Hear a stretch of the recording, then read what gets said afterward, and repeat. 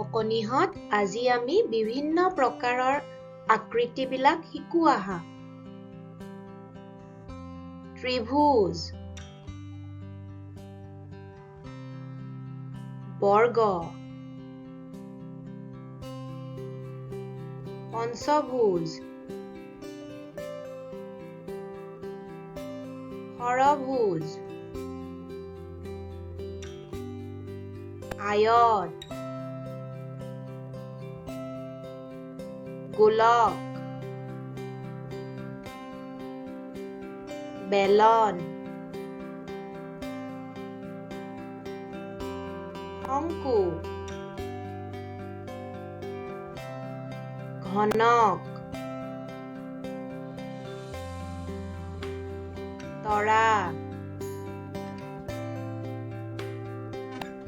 হৃদয়,